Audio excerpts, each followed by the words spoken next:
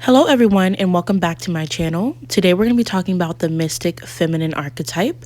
This has been highly requested, so if you have not already, go ahead and click the subscribe button and click the notification bell so you know when I upload next. So let's talk about the mystic feminine archetype. The mystic is also sometimes referred to as a goddess or an enchantress. And the mystic actually has its roots in Greek mythology with the story of Hesta, who was the daughter of Kronos and Rhea. As the myth follows, Hestia, she was actually proposed to by Apollo and Poseidon.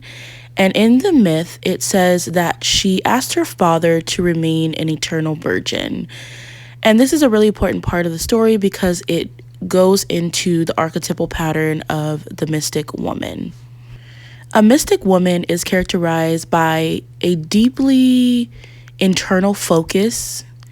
Mystic women are usually introverted and they have this warmth about them. They have this magnetism about them.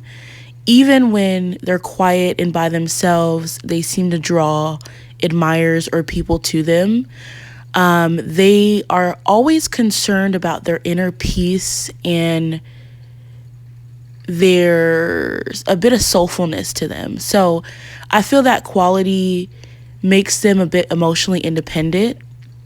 It's not that they don't need others, but they are able to kind of create this inner peace for them.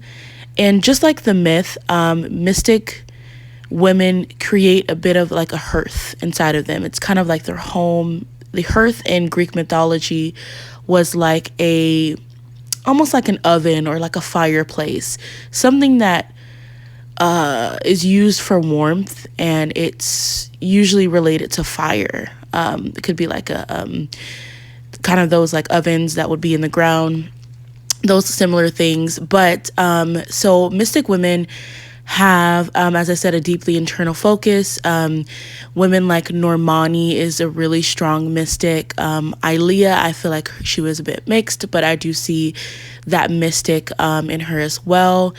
Lisa Bonet, Sza, and Sade, jhene. There's a lot of mystics in popular culture, and I think because it's such a it's such a divine feminine trait, a lot of the other ones are, but I think that a lot of women draw on their spirituality for art and inspiration, and birth from that is, you know, the connection to the mystic feminine archetype. And so another detail observed about mystic women is they are great homemakers.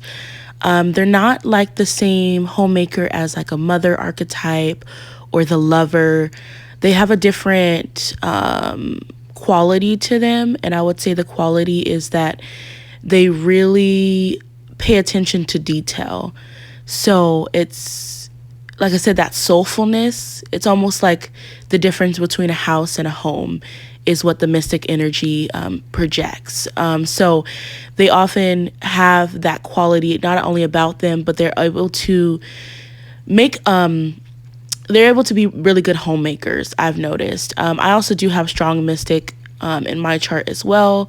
So it's something that I've noticed about myself. When I got my own place, people would always compliment me on how I decorated it, how it felt so homey, how people would literally feel like they would come in my house and they're like, I just want to like go to sleep. Like, I just want to lay in the bed and go to sleep. I get that compliment a lot because it's so cozy and clean, and there's always a candle burning. It always smells good. So that's one thing I take pride in, and that's another quality of the mystic. Lastly, I want to talk about the mystic shadow side. So the mystic can be so internally focused or introverted that she begins to self-isolate or feel a bit lonely in larger groups.